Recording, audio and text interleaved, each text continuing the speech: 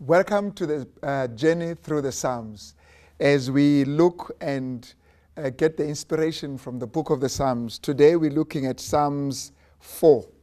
Psalms 4, the fourth Psalm. It's a beautiful Psalm. The title is The Safety of the Faithful. And it begins by saying, "Hear me when I call, O God of my righteousness. You have relieved me in my distress. Have mercy on me and hear my prayer. How long, O you sons of men, will you turn my glory to shame? How long will you love worthlessness and seek falsehood? But know that the Lord has set apart for himself who he is godly. The Lord will hear when I call to him." This is beautiful. That sets up the whole psalm, that there's assurance here that the Lord has already relieved me. And then there's prayer also, that because the Lord has relieved me, I will also receive mercy from him. And then he sort of asks those who are opposing, those who are set against him, how long will you do that? How long will you indulge in worthlessness and falsehood? But know that the Lord has set apart from me. And then verse 4 now, very interesting, because that's where I'm driving to. Verse 4 says, "Be angry and do not sin." Now, the reason why he's saying this, it is because as human beings, we do know that there are times when we really get angry. I know, of course, anger is one of the emotions that we don't want to own. We don't want to take responsibility for. And people get angry and they say, "You made me angry. If you did not do that, I would not have been angry. See now." And people have been abused within the whole emotion of anger. And then the victim is blamed. "Because you did this now. I had to do this because I was angry." Well, we are not saying don't be angry. The psalmist here is not saying don't be angry, but he even makes a more difficult statement. He says, "Be angry, but do not sin." Because it appears that it is during those times when we are very angry that we end up sinning.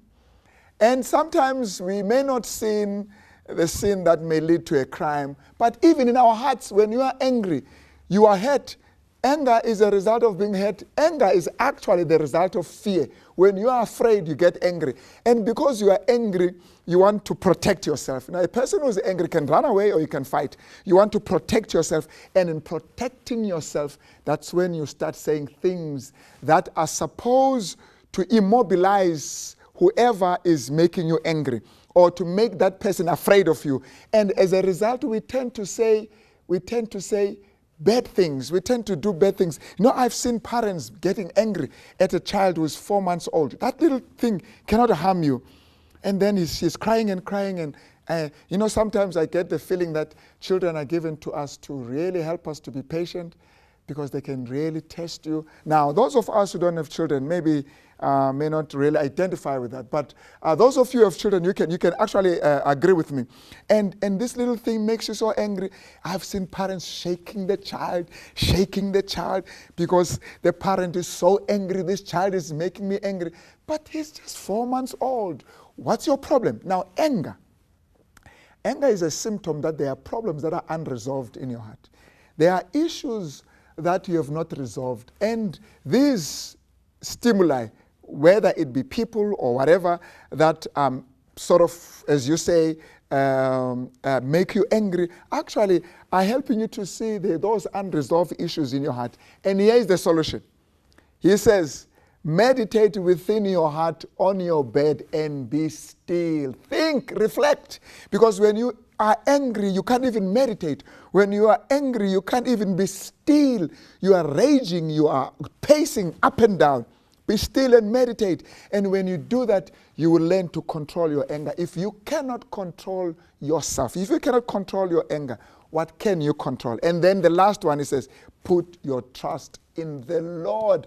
And the reason we are angry is because we think we can control situations. And when you cannot, then you feel exasperated, then you are desperate, then you get very angry, and then you want to lash out, and then you want to get even. But when you trust in the Lord, trusting in the Lord actually suggests also that even that which is causing anger, you can actually take it to God. Even if it's enemies around or people around that may be making you angry. But usually, The people who make us angry are the people who we think we can deal with. If a person is too strong for you, he cannot make you angry.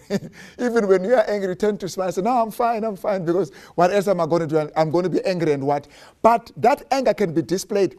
Now, I can move away from this one who makes me angry and then go to the child and say, get out of my way, because the father has made me angry, but there's nothing I can do. But I make sure that I deal with the child. But in our anger, and I think the New Testament picks it up, it says, be angry, but sin not.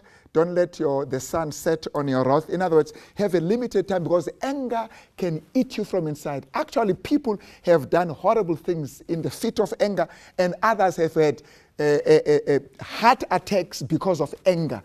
Don't be angry. So be angry, but do not sin. And how do you do that? Meditate with your heart on your bed and be still. Offer the sacrifices of righteousness. Put your trust in the Lord. Don't trust in yourself. And when you do that, even when you are angry, you will say things, but you will not regret, because you are in control. Your heart is in the heart of Jesus. May God bless you as you reflect on these words. Amen.